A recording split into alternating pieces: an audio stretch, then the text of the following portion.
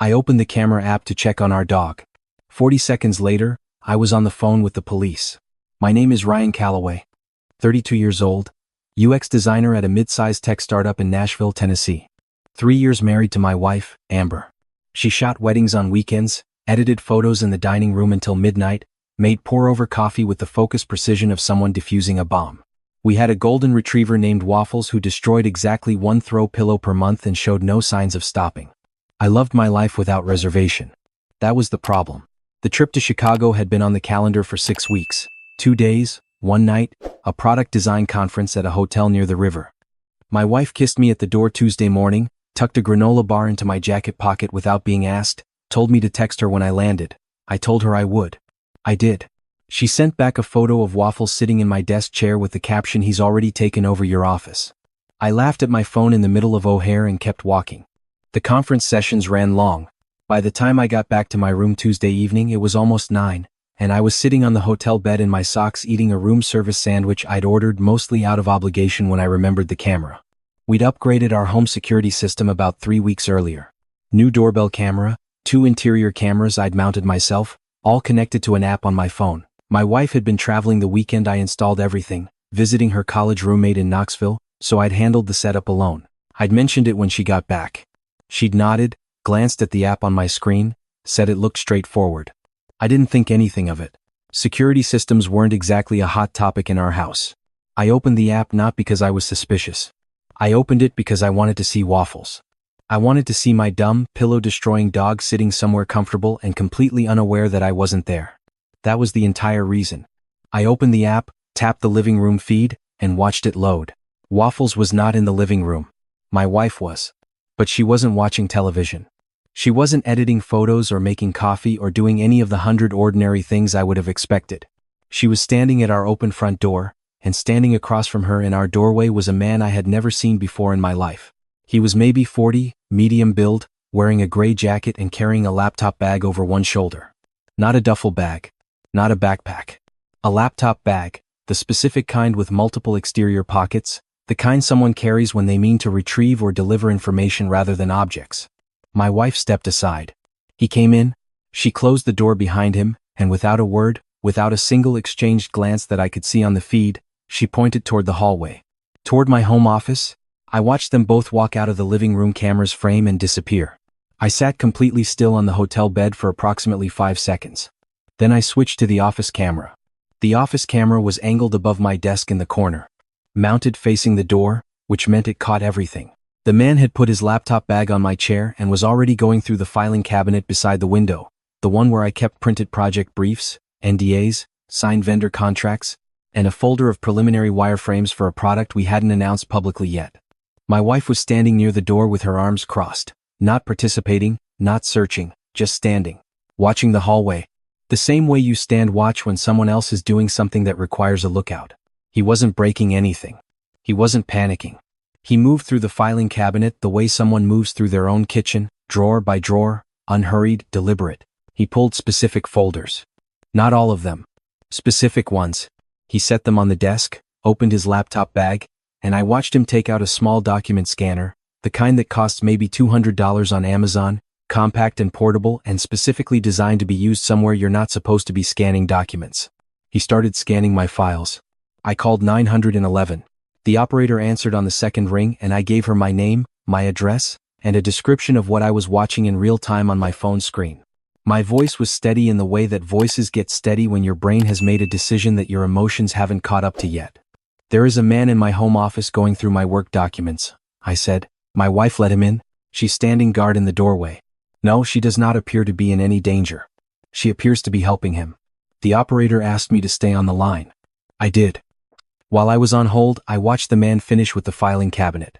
He moved to my secondary laptop, the older one I kept for personal projects and backup files, and he connected a small USB drive to the port on the side without hesitating. He knew exactly what he was plugging into and exactly where to find it. The laptop lived in the left drawer of my desk.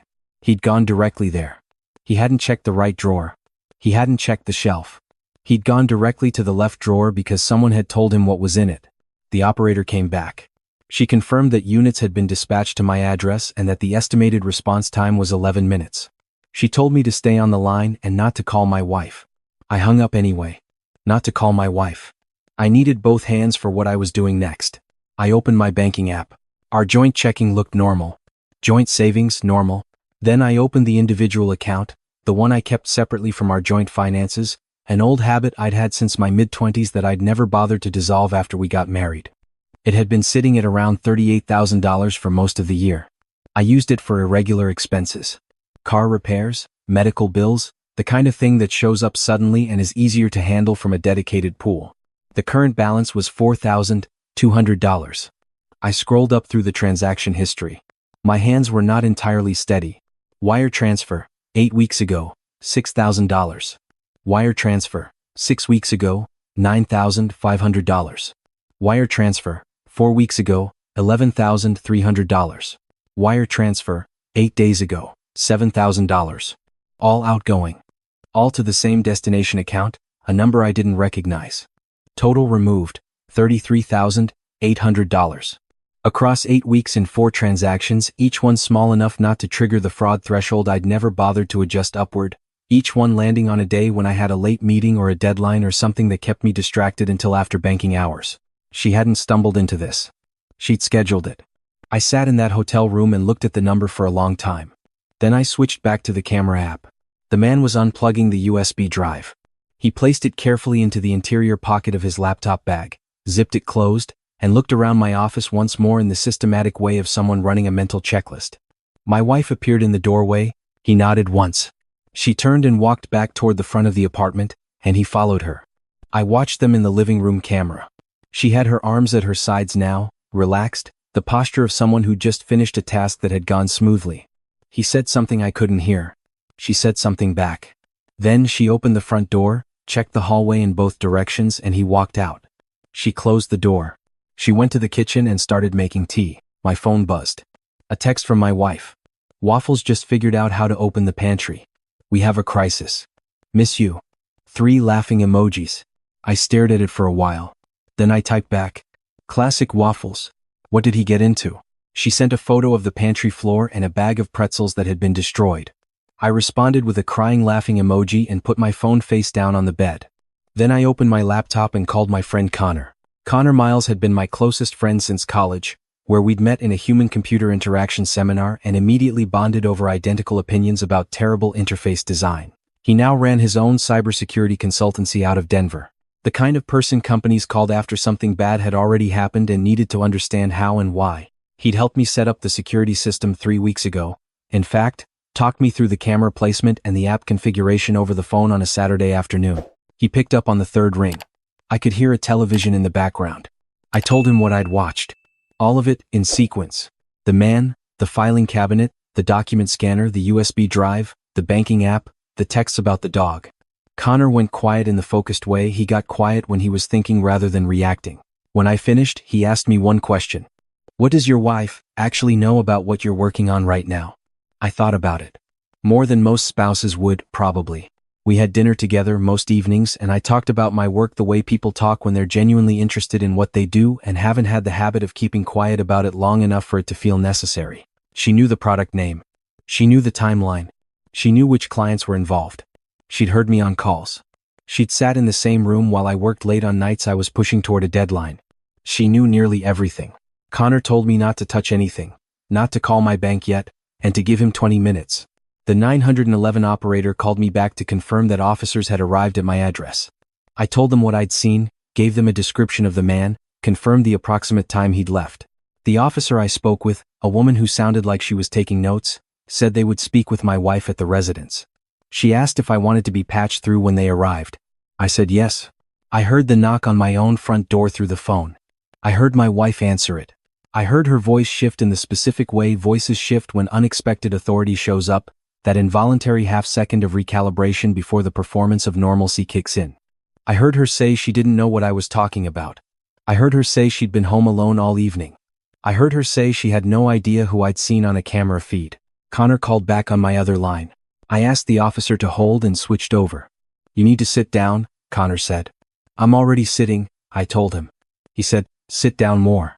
The company that licensed the document scanner, he explained, the specific model I described, was registered to a consulting firm based out of Atlanta. The firm had no public web presence, no LinkedIn, no listed employees, but its registered agent was tied to a holding company Connor had seen before. He'd consulted on a case 18 months ago where a competing startup had obtained proprietary wireframes from a design team in Seattle. The mechanism had been similar. Person placed close to the target, small data extractions over time, nothing dramatic, nothing that triggered alarms. By the time anyone noticed the pattern, the information was already being used. I said her name. I said my wife's name. I asked him what he was actually telling me. He was careful. He said he was only telling me what he could verify so far and that he needed more time for the rest, but he said one more thing before he let me go. He said, "Ryan, when exactly did you get this job?" 3.5 years ago, I said. I'd been recruited out of a smaller firm. The offer had come through a professional contact I'd met at a design conference in Austin. Connor said, "And when did you meet your wife?" The conference had been in March. I'd met my wife the following September. At a coffee shop near my apartment, a conversation that started over a shared outlet and turned into 2 hours and then a dinner and then a year and then a wedding. She'd been in that coffee shop on a Tuesday afternoon at 2 p.m. with a book she never once opened.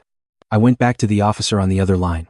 I told her that I believed my wife had been facilitating the theft of proprietary business documents, that I had camera footage of the incident, and that I needed to know who she actually was before I decided anything else. The officer took my number and told me a detective would be in touch. The detective who called me back was named Hargrove, and he was the kind of person who communicated almost entirely in flat declarative sentences. He asked me to send the camera footage. I sent it. He watched it, and then he asked me to send the clearest still frame of the man's face I could extract. I sent it. Hargrove went quiet for longer than felt comfortable. He said, "Mr. Calloway, I'd like you to tell me your wife's full name, her date of birth, and where she told you she grew up." Amber Christine Calloway, née Walsh. July 14th. Born and raised in Savannah, Georgia. Studied photography at SCAD, moved to Nashville 4 years ago. Parents, both deceased, one older brother she never talked to. Hargrove typed something. I heard the specific rhythm of someone running a name through a database. He said, "The man in your footage is currently on our radar in connection with 2 ongoing corporate espionage investigations. He's known to operate as a retrieval contractor. He doesn't work for one company. He works for whoever hires him. He's been hired, in the past, by firms that specifically target early-stage tech companies with unannounced products." I asked about my wife. He said he'd need another hour, and that I should not return home tonight, and that I should not reach out to her under any circumstances. I sat in that hotel room and watched the Chicago skyline and waited. Connor called back at 11:47. His voice was different now, quieter, the kind of quiet that means the thing you suspected is worse than you suspected. He said her name wasn't Amber Walsh. He'd found a Georgia driver's license for an Amber Christine Walsh, issued 9 years ago, last renewed 6 years ago, current address listed as Nashville, Tennessee. Standard enough. But the social security number attached to it surfaced something unusual when he cross-referenced it against employment records. The same number had been used, 4 years before the Nashville license, by an employee at a tech firm in Atlanta named Renata Sims. Renata Sims had been a junior account manager at that firm for 2 years before leaving abruptly. The firm had been a direct competitor to the startup that had been victimized in the Seattle case Connor had consulted on. Same number. 2 identities, 4 years apart. He said, "I don't think she built the identity from scratch. I think she took one that was already buildable and layered onto it. The real Amber Walsh exists. She's a photographer. Actually, lives in Portland now. She'll have no idea any of this happened." I asked him what Renata Sims looked like. He pulled up a photo from the Atlanta firm's archived LinkedIn. He sent it to my phone. My wife's face looked back at me. Slightly younger, hair shorter, no glasses, but unmistakably her. Looking directly at the camera with the same composed, open expression she'd worn in our engagement photos. The same expression she'd been making for years while sitting across from me at dinner and asking how my day had gone and listening carefully to the answer. I called Detective Hargrove back. When I told him about Renata Sims, he didn't sound surprised the way I expected him to. He sounded like someone confirming something he'd already begun to suspect. He said he was going to need to make some calls, and that he was going to be honest with me. What I described had the shape of something that crossed federal lines. Proprietary trade information, multiple state identity construction, coordinated financial fraud. He said he'd be contacting the FBI field office in Nashville, and that he wanted me to stay in Chicago until he had something more concrete. He also said, "Your bank? Call your bank tonight. Not tomorrow. Tonight." I called the fraud line at 11 minutes past midnight. Spoke to a representative named Darius who pulled my account history while I waited on hold, and who told me in a measured voice that the wire transfers had been authorized from a device connected to my home network, using my personal login credentials and correct security verification. Not hacked.